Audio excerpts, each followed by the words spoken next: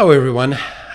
Welcome to the Spine and Rehab Specialist Podcast. I believe this is episode 31, and we're going to talk about residency training in physical therapy. So with me today, I have one of our doctors of physical therapy, John Moreno. Welcome, John. Hello, thank you. So thank you for having, or being here with me again, during the podcast. So let's talk a little bit about residency training. So I think everybody knows what residency training for doctors is. Majority of medical doctors have gone through residency training. I think it's somewhere upwards of 90%.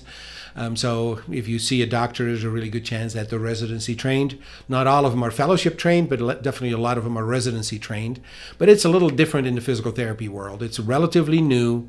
I looked it up, and there's about 400 residency programs in the United States for physical therapists, but they're really all pretty small. Most of them have maybe 2 to 4 residents at a time. The total number of residency trained PTs in the United States is just short of 8,000 out of a total of about 320,000 physical therapists. So if you do the math on that, that means it's a little over 2% of all PTs in the country are residency trained. So we're definitely very happy that we are starting a residency program. It is in combination with the University of Texas at El Paso, their DPT program, and another clinic in town called Spectrum Therapy Consultants, that we're starting this residency.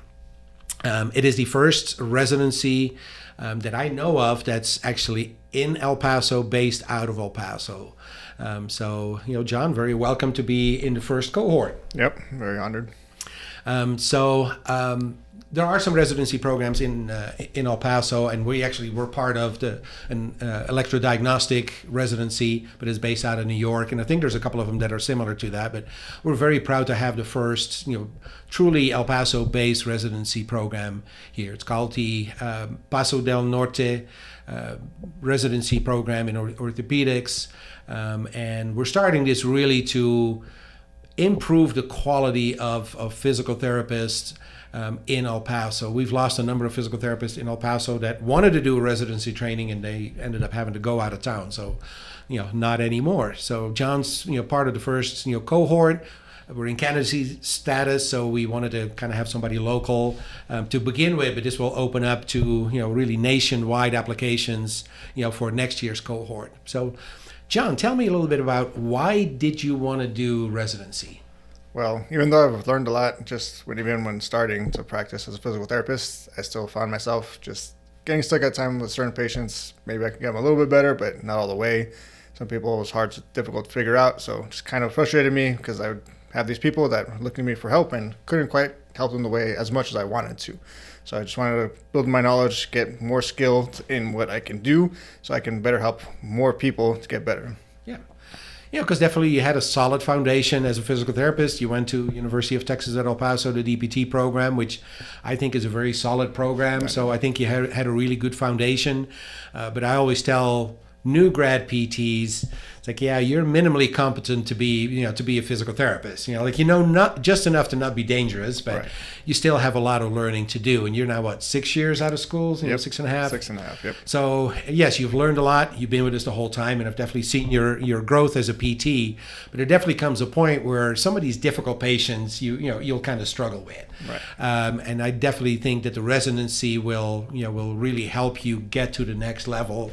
And I really laud your wanting to do this, right? I mean, Yes. This is not an easy decision. This is something that you really need to want to do because you're going to have to kind of sacrifice a little bit, right? Yep.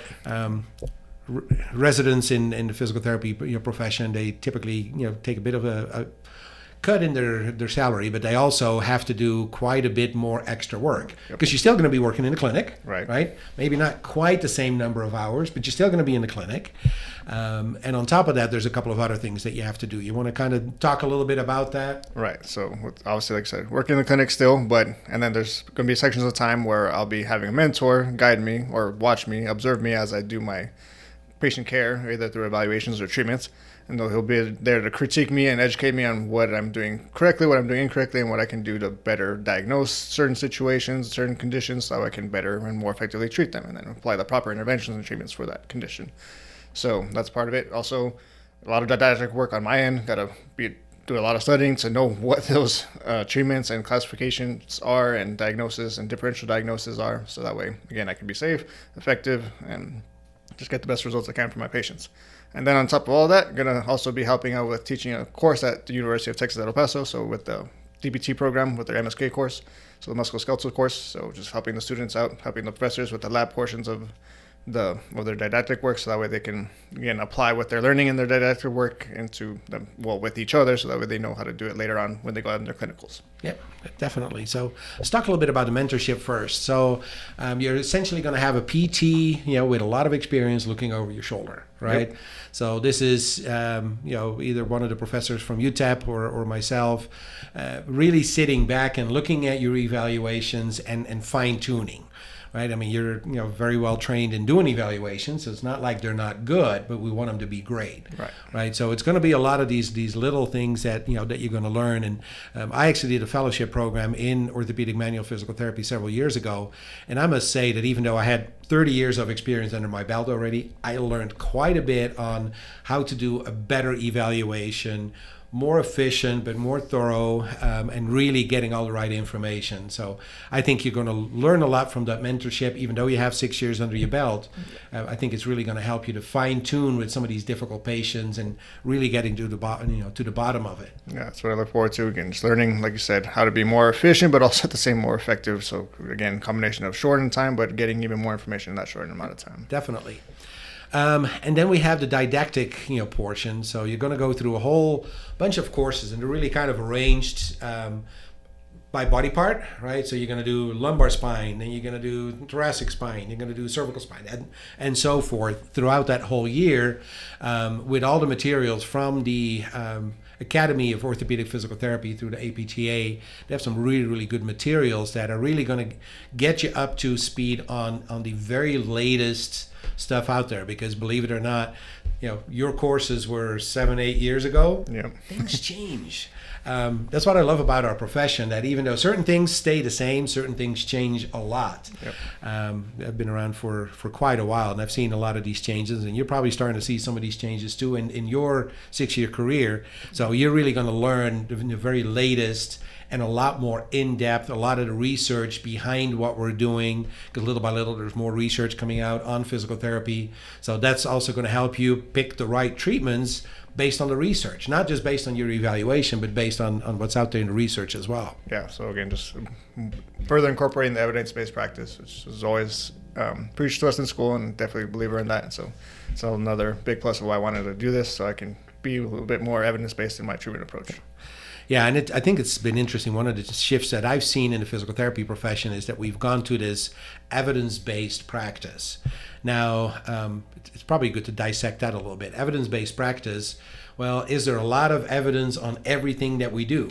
Unfortunately, no. No, exactly, right? So a lot of times, it helps to appraise some of the evidence out there, because some of the research is really good, some of it is not so good, some of it is pretty conclusive, some of it is not so conclusive. So to really dig through there and really find out what probably gives us the best, outcomes, takes quite a bit of work to get there. Right. And that's where definitely our schooling can't give us everything. Right. So going through this, and you're going to do 6-7 hours or so per week of additional learning. Right. You're going to get a lot of information on what's evidence-based practice, and the 3 pillars of evidence-based practice are definitely the research that's out there. That's one thing. Part of it out there is really experience of therapists, and that's where you have some, but you're going to learn a lot from people that have more experience than you. And then the last one, is really the patient's beliefs, the patient's needs and desires, and we're also going to help you to dig into that a little bit more, right? Asking more questions on truly what the patient is looking for and what's going to help them. Right, because no matter how perfect something can be, if the patient doesn't buy into it, it's not going to be very effective. So that is very important to consider as well. Plus, every patient's different. Yep. Right? I mean, so there's no cookbook on somebody comes in with back pain. Well, this is the recipe of what we do. Yeah, no, it doesn't work like that with humans. It doesn't work like that. I mean, there's comorbidities, so different diseases that people have, and everybody's, is different in their activities and their age, and the aging that they've done, right? I mean, you get this construction worker, somebody who's done their construction work for 35 years, that body's going to look a little different than the 25-year-old accountant, right? Exactly. So all these things of learning exactly, what do you apply when? Right. I think that's what's really going to help you. So, and then the last thing you're going to help out, and I think that's where you're also going to get a lot of gains out, is helping in the labs for the MSK classes. Right. So essentially, what John's going to do, he's going to be teaching everything that he's learned to the PT students. So these are the second year PT students in the UTEP DPT program, and they're going to learn from John, with his experience, but now also the residency experience and didactics, information. And really, learning the way things need to be done in the physical therapy world, right? And then applying that manually with their hands and the psychomotor skills as well. So. Yep. And I think that's going to help you too, because I think sometimes teaching somebody something, you're going to learn more from yourself. That's why I've been involved in these classes. Now, I didn't teach them myself, but I was definitely helping out with, and I think it's made me better in being able to explain it, because if I need to explain it to a student or I need to explain it to a patient, well, that may be some of the same things, right? So I really think that's that's going to be very helpful for you as well, just to learn how to talk to the students and therefore talk to your patients more about what you're doing. Exactly. And then again, it holds me accountable to know what I'm saying, know what I'm talking about, because in order to teach them, I got to know what I'm talking about and learn what I need to know, so that way then I can regurgitate it to them properly. Yeah, so you're not just going to sit there and study because you kind of want to know and have it in the back of your mind so you can bring it forth at some point down the road in your career. But you're going to have this available, right? Because I can tell you, these students, they're going to ask you lots of questions. Yep. Yeah, they're going to ask you why, and why should I believe you, and why would I do this? And they're definitely not just going to take your word for it. Right. So. You got to tell them the evidence-based factual facts of the reasons why we do things, and just that way, if I can know it, understand it, then I got it. Then I know I can teach them. If I know I can teach them, then I know for sure I have it. Yep. Definitely. So this is a year-long process, right? Yep.